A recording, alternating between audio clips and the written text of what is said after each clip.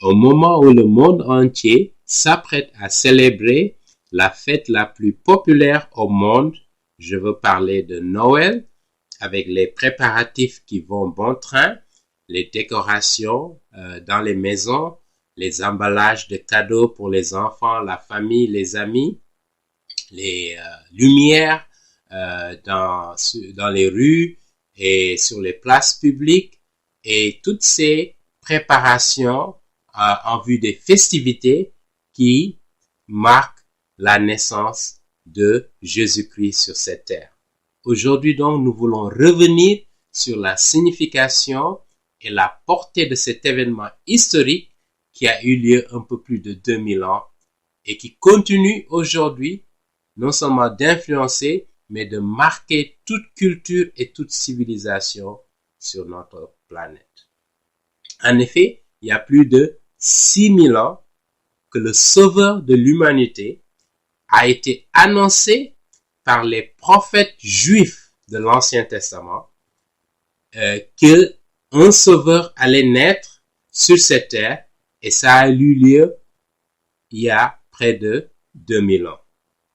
Notez que ce bébé qui fut né d'une vierge est le Dieu suprême de cet univers, qui est venu habiter parmi les êtres humains pour leur apporter le message du salut. Vous remarquerez que dans toute l'histoire de l'humanité, Jésus-Christ est le seul homme qui est né d'une vierge. Et quand je veux dire né d'une vierge, il faut préciser que Marie, sa mère, l'a conçu sans aucun rapport sexuel avec un homme.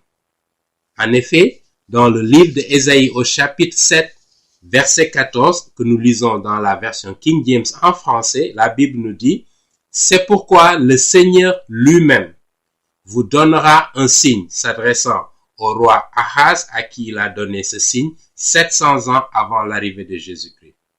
Il dit: « Voici, une vierge concevra, et elle enfantera un fils, et appellera son fils Emmanuel. » Et Emmanuel signifie quoi? Dieu, le Dieu de cet univers, parmi nous, avec nous. Voilà la signification du nom de Jésus-Christ, qui est Emmanuel, parce que c'est Dieu qui est venu sur terre. Car Dieu l'avait annoncé près de 4000 ans avant, lorsque Adam et Ève ont désobéi à Dieu en mangeant du fruit de l'arbre interdit.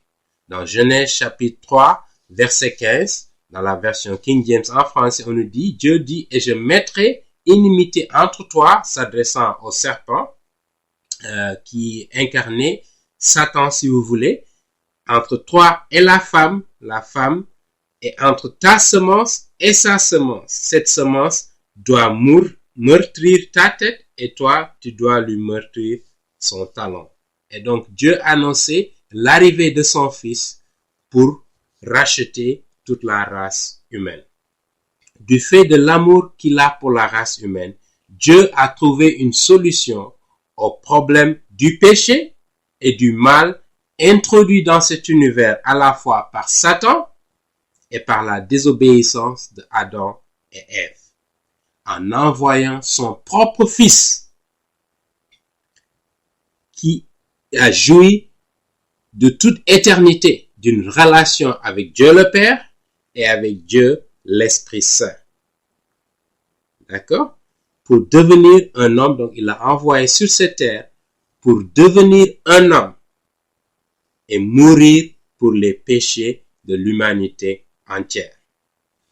Dans le livre d'Ésaïe au chapitre 9, verset 6, que nous lisons dans la version Louis II de 1910, il est dit: « Car un enfant nous est né, c'est le bébé Jésus-Christ. Un fils nous est donné, c'est le Fils éternel de Dieu, qui a toujours existé. Et la domination reposera sur son épaule. On l'appellera admirable, conseiller, Dieu puissant. » Vous voyez bien que c'est Dieu puissant qui est venu sur terre pour devenir homme. Le Père éternel. Le prince de la paix.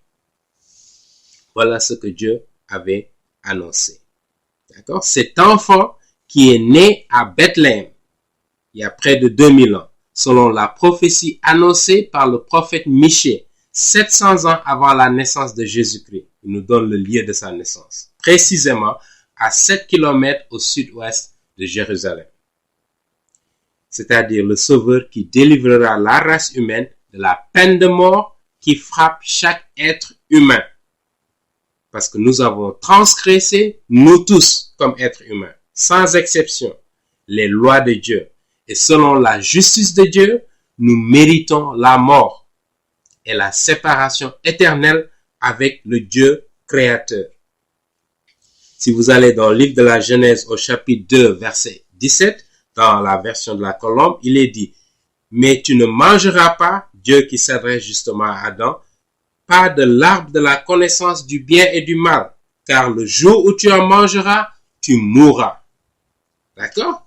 Le jour où tu pécheras, tu vas mourir. Et c'est exactement ce qui est arrivé. Si nous lisons également dans la lettre de Jacques au chapitre 1, verset 15, dans la version Louis II de 1910, il est dit « Puis la convoitise, lorsqu'elle a conçu, enfante le péché.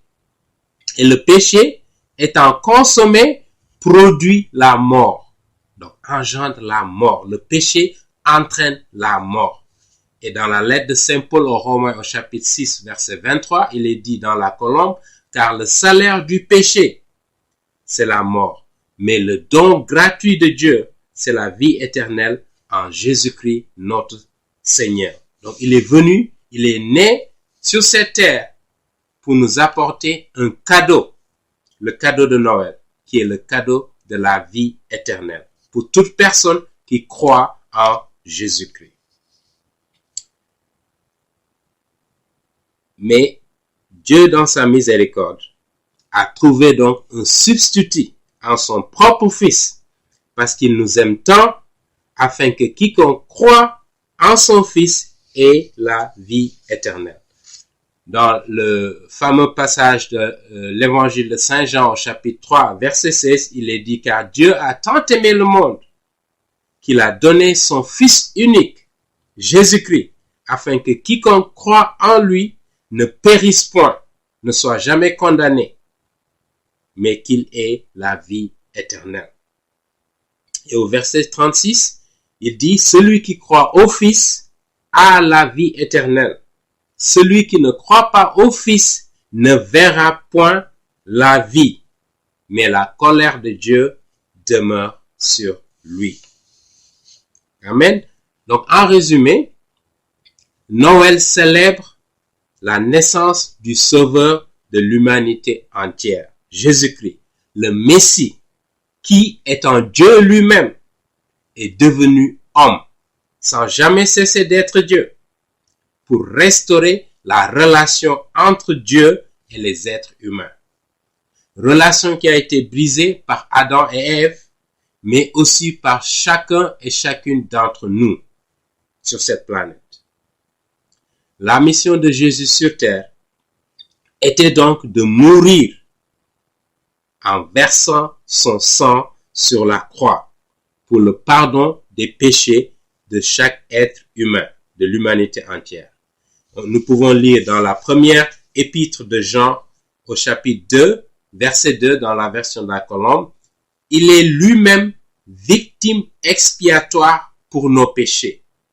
Non seulement pour les nôtres, nous qui sommes des croyants, mais aussi pour ceux du monde entier, de toute l'humanité. Et dans le livre de Lévitique, au chapitre 17, verset 11, il nous dit sans rémission de péché, sans versement de sang, il n'y a pas de rémission des péchés.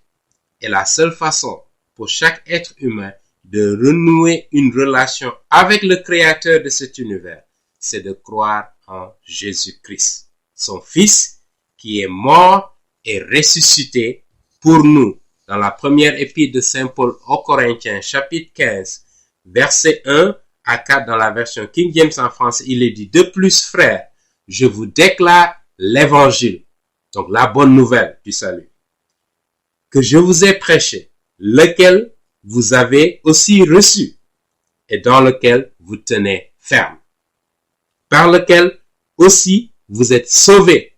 L'évangile, c'est ce qui sauve. C'est la puissance de Dieu pour le salut de tout être humain.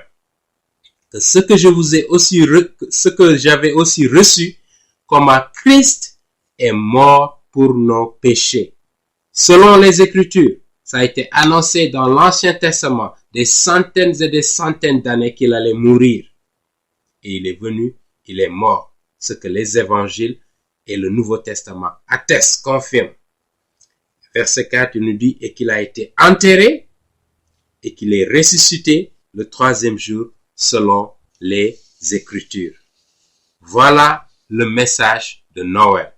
Voilà le cadeau que le Dieu de cet univers est venu nous apporter au premier siècle, lorsque Jésus-Christ est né de la Vierge Marie. À vous donc qui m'écoutez et me suivez, je voudrais vous souhaiter un joyeux Noël, une joyeuse célébration de cet événement historique important pour toute l'humanité. Parce que Jésus est venu apporter la lumière. Et nous prions que cette lumière de Jésus-Christ brille dans vos cœurs et dans les cœurs de vos familles et de vos proches.